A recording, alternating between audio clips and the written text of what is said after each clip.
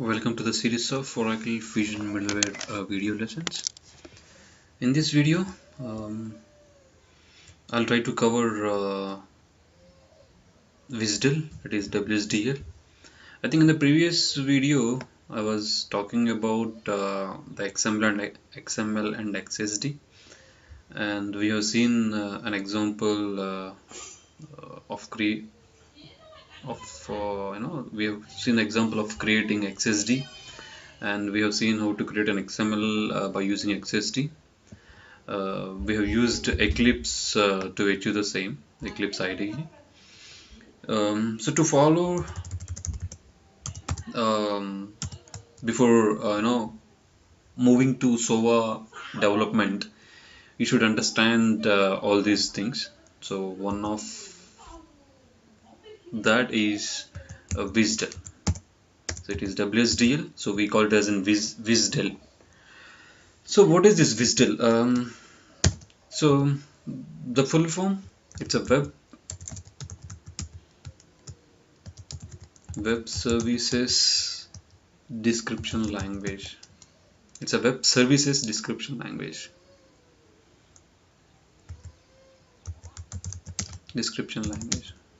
Don't consider the spelling mistakes. So what is this WSDL and what it contains, or what is this WSDL is for? So I'm just repeating, I'm calling it a WSDL, so I'm calling it as WSDL. So it's a contract. I can say it's a contract between provider and consumer. In the way it's a web service provider and consumer. Web service provider and web service consumer.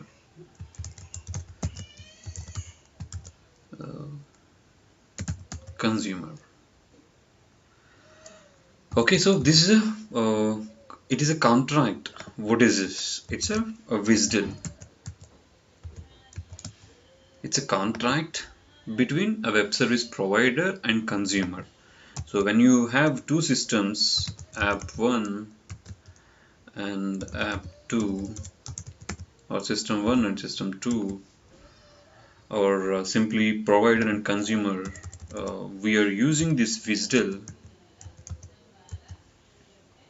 to make a contract between these app 1 and app 2. Alright, and how it is written? To communicate between any two systems, what we discussed in the previous lessons, XML. Right, so this is WSDL is written. WSDL is written in XML. And the extension of this XML file, that is the extension of a WSDL file, is .WSDL is an extension. Example maybe employee .WSDL. It's not .xml. It is written in XML, but we make it an extension as WSDL. So what this WSDL or web service does, or what this WSDL contains. So WSDL contains lots of information about or which is required for both provider and consumer, or which will be used by the provider and by the consumer. So what this web service does, I mean this WSDL file has all these. It does all these things. What this web service does, or it has all the information about this. What this web service provides. So we are giving all this information in the WSDL file, which is in XML, and how it provides. After creating a WSDL file, so this is all this information. What it provides, and for the consumer it is how you can consume. See, these are all information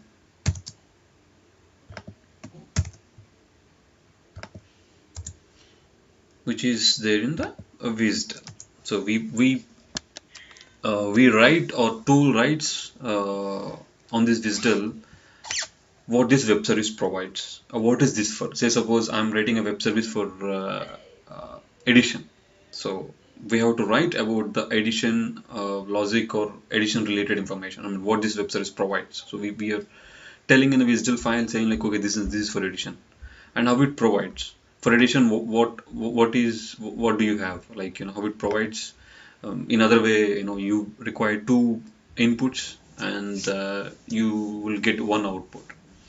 That is, how it provides, and how to consume it, or how you can consume. So we should give an URL to access this WSDL, this WSDL file. That means the address of the WSDL file. So let me jump directly to an example, or maybe a syntax of this WSDL. This WSDL file, something like HTML start, any HTML file starts with HTML tag, and body starts with a body tag, and heading tag starts with H1, something similar. WSDL file, it has its own tags. I mean, again, this follows an XSD. This WSDL file will have a namespace which is defined in XSD as a target namespace. So before this WSDL is divided. I'll say it in sections. It is divided into abstract and physical portions. Or so don't consider the spelling mistakes. Physical is as in abstract and concrete. That is the right word, maybe you guys might aware.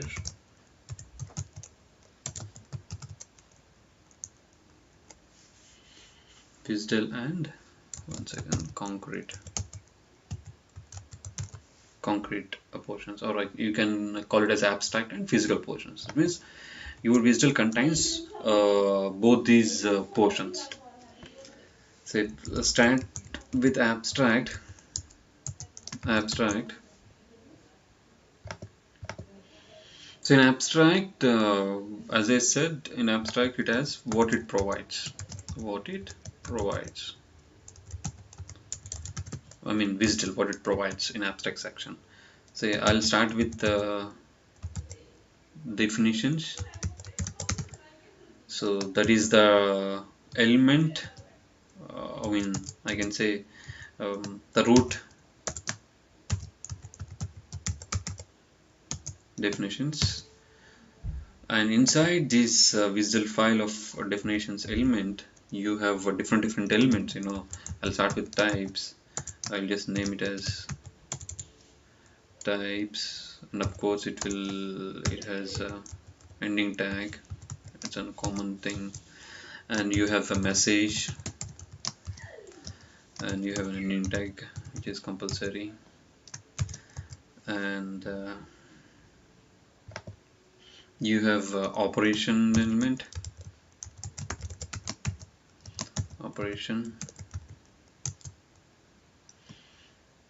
and I'll tell you what each. And port type, this is very important one. Port type, of course all elements are important. Port type,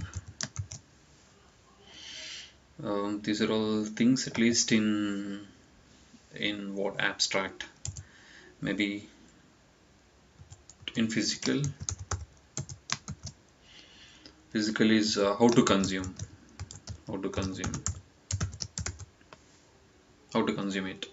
this web service. So for those we use an elements called service, or before service binding.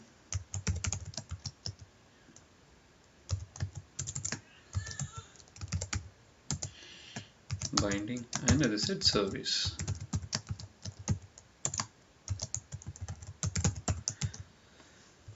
Yes, these are all main elements in WSDL file. Starts with definitions, type, and inside types, message, operation, port type, binding, and service. So I separated it in a way. The first, maybe the first portion, that is the first four elements, or abstract, what it provides. It has what it provides, information, and the other two are in how to consume it. This is way, to consume the web service by consumer, this information is required. I mean, binding, I'll explain maybe from. So what it has, this is data type definitions,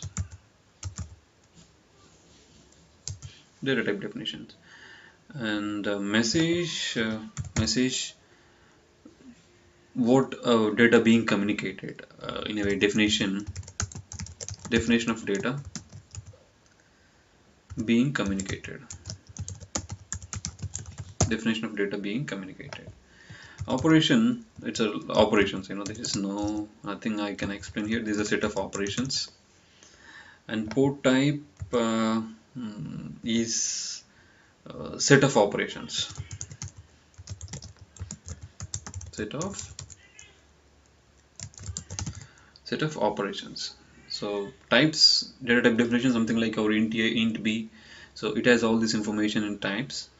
If not inline schema, it would be available in outline schema, external schema, or you'll get to know what I'm talking about while I explain about the sample WSDL file. Maybe I'll use GeoDeveloper. I'll create a sample SOA service, and then I'll try to explain what are these elements, because that is the best way.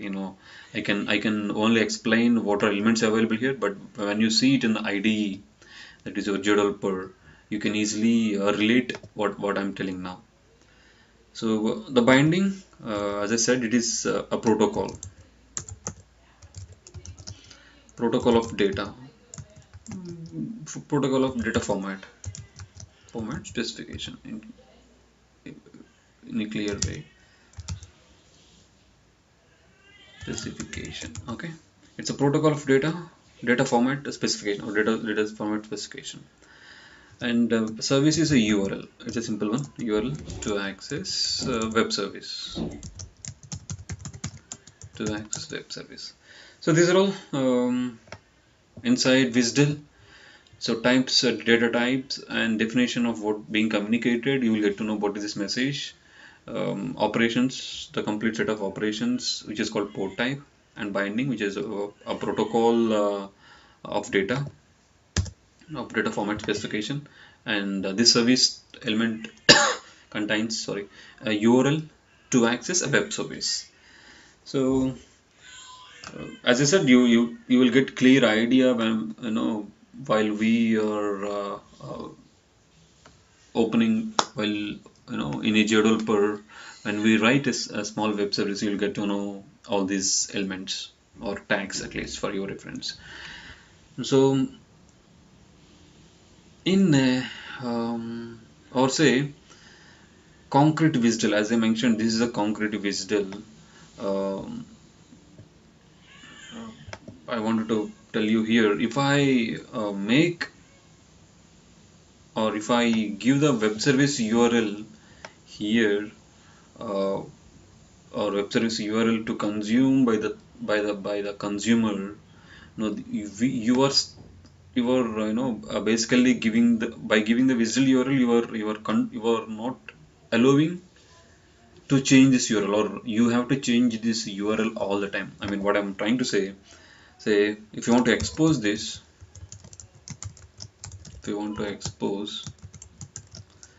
your service to source system,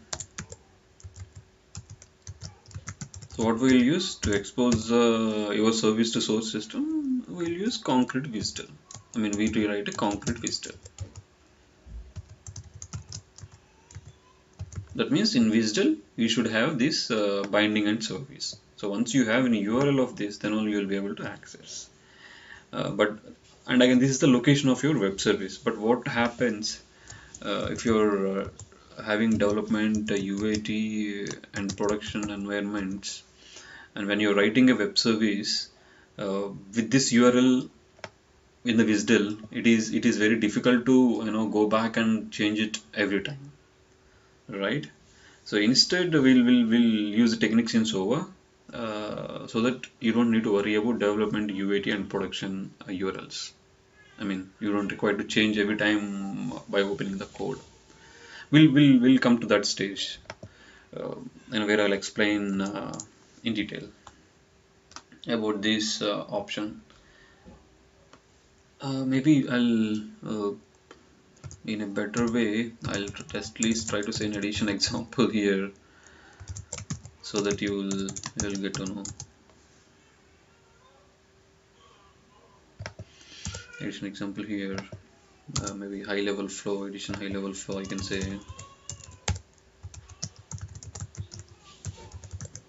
How a WSDL looks like for the addition operation. I mean, if you develop a web service, a WSDL using JDL per ID for the addition service, so that is how it looks like, and I'm going to write that. So as I said, it is going to have definitions element, and let me close this.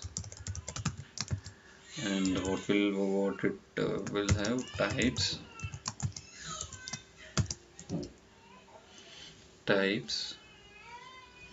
and then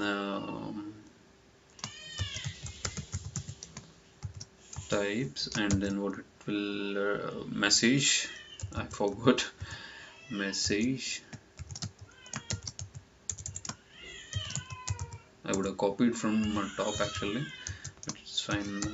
Message, and then port type,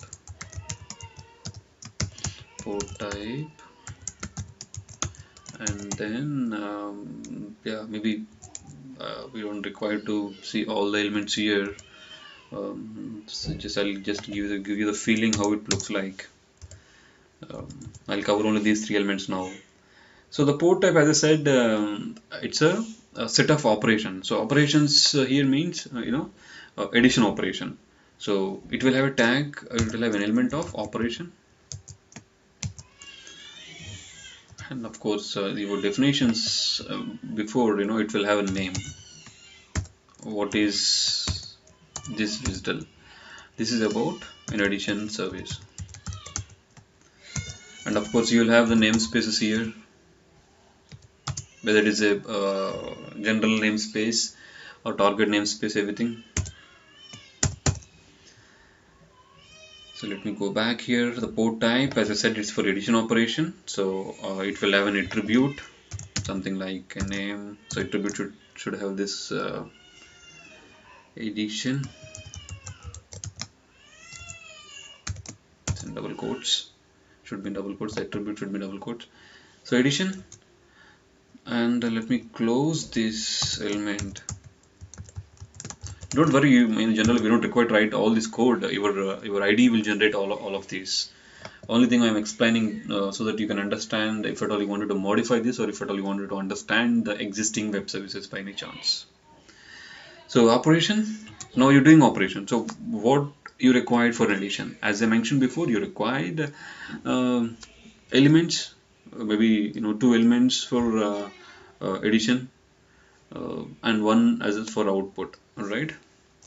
Instead, what SOA actually does, or what WSDL does, I'll say input. I'll specify it in a message. You'll get to know. Don't worry here. It's a message, and I'll say addition request message. Any name, any addition request message. This is how your IDE actually creates. If you create an example with addition, it creates the message type as addition request message exactly. Now I'll say input. Input is it's a message. You'll get to know. Actually, it requires to have 2 inputs. I'll explain that. Maybe another one is output. Oops. So output message. So similar some name. So addition response message. Addition response message. So we are good. So port type definitions we mentioned, and then in the message now, so now you have defined a message with the addition request message. So that means it will be this is calling your, this is calling your a message element inside a WSDL. I'm naming it as, so what should I name? This should be same as that you defined here. Message name is same. We should have similar element. Something maybe I'll try to copy it.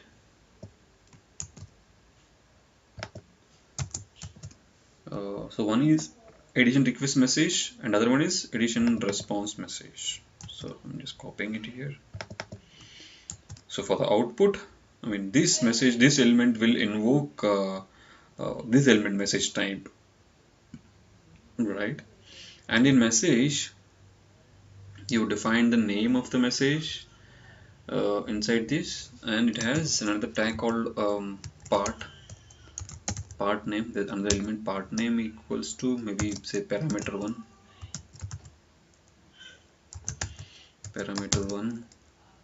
and the element is something ABC. So any name, I'm just naming it as parameter 1 or whatever you name it, anything. Say ABC request. I'll explain. So when you see element, you can easily understand, this is coming from your XSD. So that means your input message will invoke this message type, and again if you go inside this message, this is of parameter 1, and it will call your XSD element with the name ABC request. Something similar you have it for you have it inside your addition response message also. So as I said, don't worry, you're not going to write line by line in SOA web service creation, SOA service creation. Your IDE does everything for you. Only thing to understand, I'm just explaining here. So this is, so you have defined messages with ABC request and ABC response, and as I said, this element actually will call an XSD file which is located outside or in outside, or you can write even inline schema also, since I'm making it as an external schema. So this element will be invoked from this schema. So this schema is your again XSD. So where you define this XSD in a root element. All right, somewhere in the element. So I'm just writing it here, a schema XSD, a sample schema, since we wrote here an element, and this is going to invoke this schema, and this is actually, and where you're going to specify this schema, it's in types. In types, we give the location of, we give the complete location of your schema. That means it's a reference to your schema. I'm not typing the whole element here. Instead, I'm writing it in comment lines. It's a reference to the schema. So this is the place where your element schema will be referred to your external schema, right? So let's. It has an element. It has that attribute which has a link to your schema. So what your schema does now, the schema is an actual one. It's going to have your element. I think you now know about what element means. So this is going to be your ABC request. That's what I've defined here, ABC request. And this is something like not inheritance, at least it's a chain.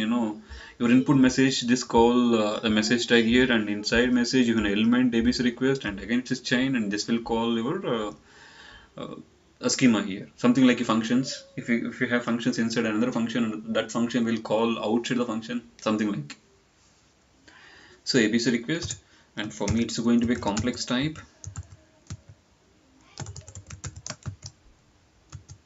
Complex type. So I have complex type, and inside complex type I have an element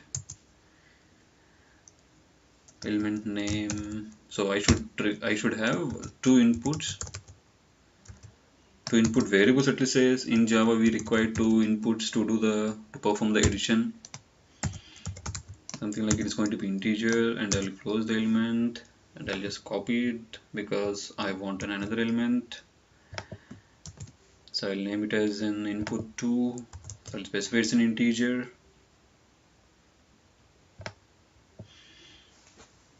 Now you have input. What you should also have, you should have output element also. So for that I'll just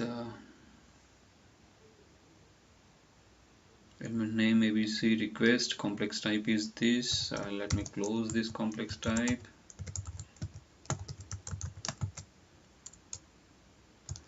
I can have another element. Don't worry about this closing tags and all. It will be handled by your IDE. So it's an ABC response element. You should have another, because you have written ABC response in a message type, because we are just referring the schema which is available outside, that is ABC request, and the next one is ABC response, and that is what we are going to write it here. ABC response. It's a reverse flow. Actually, first you would have defined this, and then you are referring into a WSDL file. So ABC response, what should have? It should have again complex type, and it should have an ending tag. And inside this you're going to have guess. It's an element. Similar. I'll maybe better copy it from element, another one element, complex type element, and it's going to be not input, it's an output, because you have it for addition, and it is for your output 1, not output just, because you're not going to have output 2. So this is a small example, this is how it looks like. So as I said, it's a chain. It will call from one place to another place. So almost it will be like this only in the when you see it in GeoDeveloper IDE, then you will get to know how exactly it refers. Because in GeoDeveloper, what is possible, if you say control click on this additional request message, it will take to a message name here, or maybe in top it will take to this place. And once you say control, it will go on element, and once you click on this ABC request, it will take to your XSD file. That is how it refers in GeoDeveloper, because that is the only place you can see it very easily.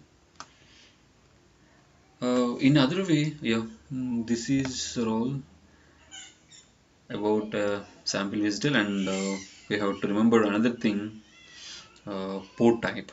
So I'll just give a space here. As I said, this is important, this is the key one. Now you have an addition, and if you want to say, maybe before that, I'll try to say the port types, different port types here.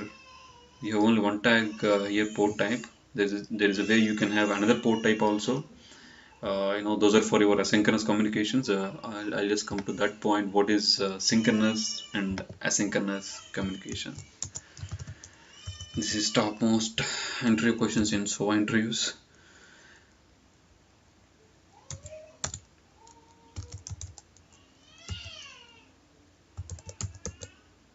Synchronous, don't cancel spelling mistake, sorry. Synchronous communication and asynchronous.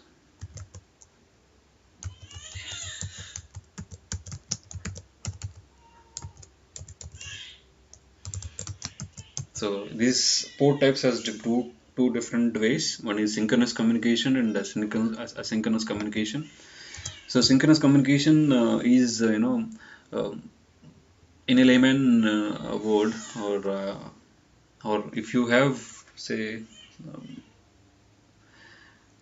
if I call you on your mobile from my mobile or from any device, uh, if you're attending the call and giving me the response immediately. I mean, say when I call you, you received the call, and you're we both were communicating on the call. So it's happening in the one channel. So that means I'm calling you, so I'm paying for it. So you don't require to call me back after some time, and so that means you'll be paying again from your pocket. I mean, though it's not a related example, but I'll write it in a here. But in fact, that is a right example also. If I call you, if you pick the call, then it is a synchronous communication. If I call you and you are not you are not picking the call, and you are calling me after some time, that is asynchronous communication. So that means in the first way, when I'm calling you on your mobile, you're picking the call. So you making one channel only. You're creating one channel. And if I call you, you're not attending the call, and you are calling me after some time. So that means we are making two channels for communicating. Because if I wanted to share some message to you with the synchronous communication, I just call you and say, okay, just come for a movie. So you made one channel. But for synchronous communication, I call you, you're not responded, and again you're calling me back and saying, then you will ask me what is that, and then I'll say, okay, let's go for a movie. So that's an asynchronous communication. Or a process, I'll just put it in a sentence here. The process is said to be synchronous when there is immediate response. Immediate response. Immediate response. If process is said to be asynchronous, I'll copy it here. The process is said to be asynchronous when there is delay in response. It's very simple. Delay in response. Delay in response. Yes. For synchronous communication, you have one port type element, that is here. See, you have one port type, right? So this is what the synchronous communication. So I'll say it will have only one port type. Say one port type, and operations, and one port type and one operation. Operation is again an inside element. But for this you have different or two port types, more than two. Instead I will put it in different port types and operation. So this is how it will be. I think now you can understand. Immediate response, immediate response for the request via same channel, and delay in response for the request in a different channel, that is in a different port types and different operations. That means, as I mentioned before, you will be having another port type here, the right. Okay, this is all about WSDL. We will be seeing more while writing the web service on GeoDeveloper. And there is another concept which you need to aware, that is a SOAP. So it is XML based protocol used in SOA WebService. using SOA web service. SOAP means simple object access protocol. Hope you guys might be aware of this simple object access protocol. Simple object access protocol. Where we are talking about these protocols, if you see our element structure, oops, I went ahead. When we are explaining about the syntax, see for type edition, this is another one, and message is also the example. And if we go top, yeah, see how to consume it. If you see here, the binding protocol of data format specification. This is what I'm referring. This is where we are using SOAP here. Simple object access protocol. If not there, we'll use it to different places. But just I'm referring. Simple object access protocol. That's for the full form. And what else I should say here? It resides.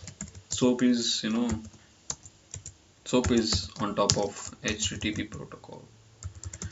And again, it is going to be on top of TCP/IP.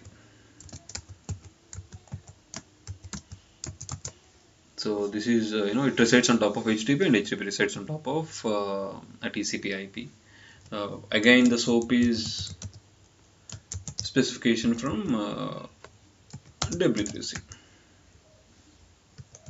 It's a specification from W3C. So what W3C gives here? It provides XML elements. It provides XML elements to send request and receive responses. So this W3 has specification for the SOAP, and it has all the required elements to write your SOAP based elements here to receive and request and receive responses for SOAP based web services. So why I'm calling a SOAP based web service? Because you have a REST based web service also. So there is a different. I think I've explained about SOAP and REST in the previous videos. One of the previous video. So how it looks like. It will have SOAP. Say not compulsory in caps. I'm just making. SOAP. It will have element. The root element is what? Envelope. So this is the root element, and inside this you have SOAP header,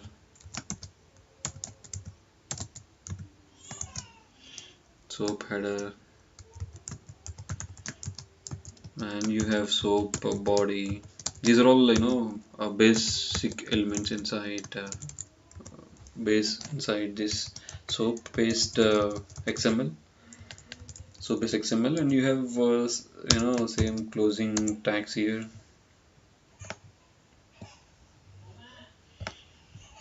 It will have the closing tag of body and head.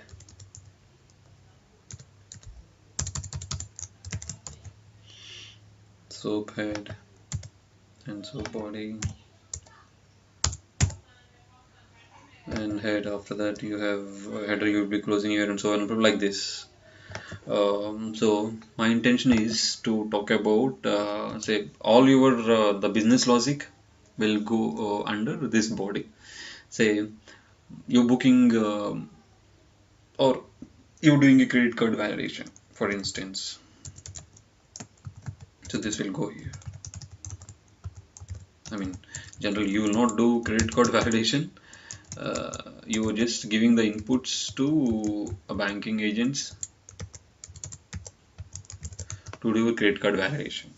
It does all the validation, so that you send with some request and response messages, and once it does, if it finds any error, and there's another element called SOAP fault, right? So this will pass the information to SOAP fault saying like code expired, some message, code expired. So in this way, you have a SOAP envelope, SOAP XML. So SOAP envelope, it has SOAP envelope as a root element. It has different elements: header, body, fault. There other than SOAP text. There are the other elements also. You'll get to know more when we actually creating a web service in Development. So that's all there for today. Thanks for watching, and maybe in the next video I'll jump on, maybe I think there is another section which I should cover, the service component, which is SEA. So I'll try to spend some time on this in the next video. After that we can straight away jump to the developer. Yep, thank you so much.